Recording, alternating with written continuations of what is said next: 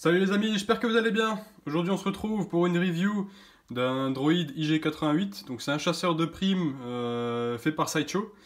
Il est tiré à 2000 exemplaires, de même que les autres chasseurs de primes. Donc il y aura d'autres reviews à venir également sur la chaîne. Donc on va commencer par celui-ci.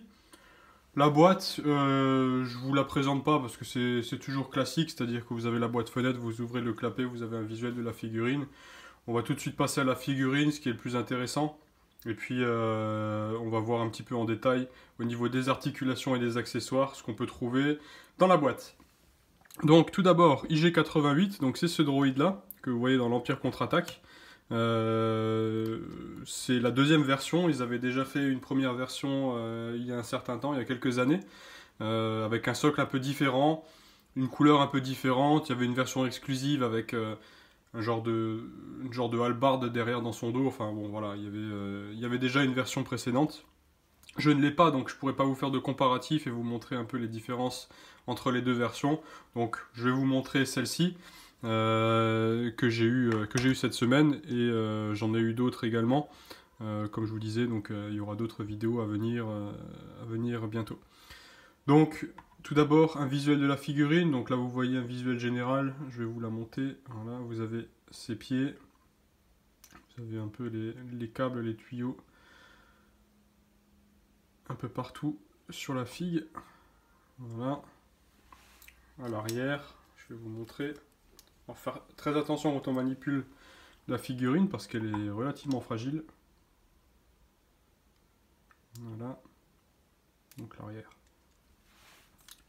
Donc, voilà pour la figurine. Je vais vous montrer ensuite en détail les articulations. Mais avant toute chose, je vais vous montrer ces accessoires. Donc au niveau des accessoires, il n'y a rien de bien méchant. Vous avez ici, vous avez un fusil. Voilà. Donc au niveau des détails, par contre, c'est bien fait. Vous avez un très très bon niveau de détail et la peinture au niveau des finitions est top.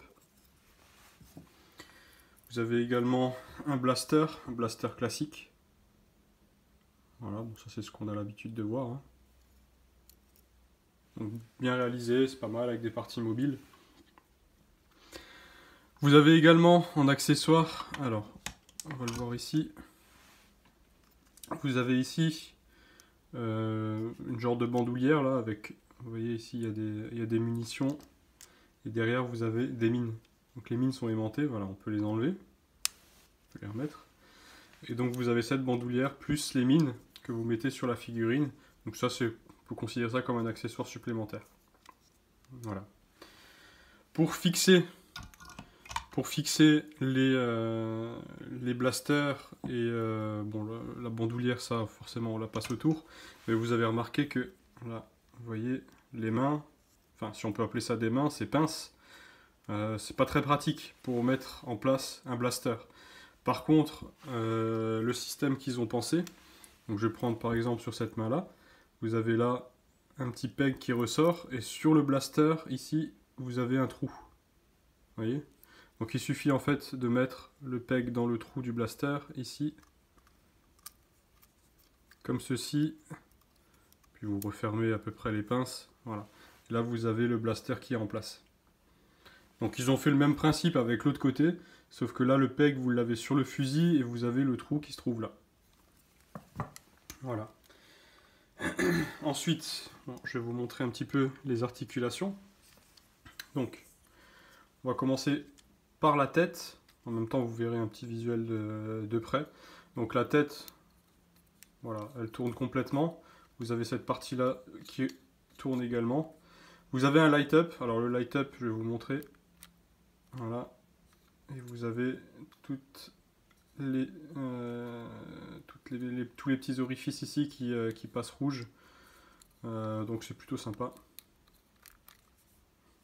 Voilà. Donc on peut légèrement faire pivoter le HS comme ça.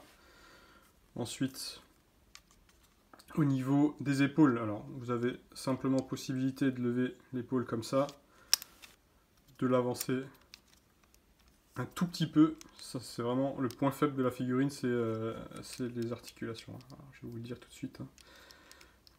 Donc là, vous avez seulement ça de mouvement. Alors,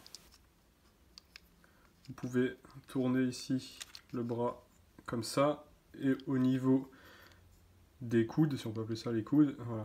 Donc ça se plie, par contre, ça va revenir en place. Parce que vous avez ici le genre de caoutchouc qui est là. Et en plus, lorsque je le plie, vous voyez, ça s'enlève ça s'enlève de là où ça doit être. Donc bon, c'est pas génial, quoi, on va dire. Au niveau des articulations, on repassera. Hein. On repassera. Donc ce sera plutôt une pose statique pour ce genre de figurine. Au niveau des pinces, donc là, bon, voilà, ça s'ouvre, ça se ferme, ça pivote. Voilà, rien de bien extraordinaire. Vous avez ici une articulation au niveau de la hanche, enfin au niveau du milieu de la figurine, on va dire. Vous avez des genres de pistons ici. Voilà, donc c'est articulé, c'est pas mal. C'est seulement sur le côté, avant-arrière, bon, il n'y a pas beaucoup de mouvement. Hein. Ensuite, on arrive au niveau des jambes. Alors au niveau des jambes, donc là vous avez possibilité de tourner les jambes de cette façon, donc ça tourne complètement. Pas vraiment d'intérêt puisque la figurine est censée rester comme ça. Voilà, donc là des deux côtés ça pivote. On peut légèrement écarter les jambes. Voilà. Au niveau des genoux, bon là au niveau des genoux ça se plie, il n'y a pas de souci.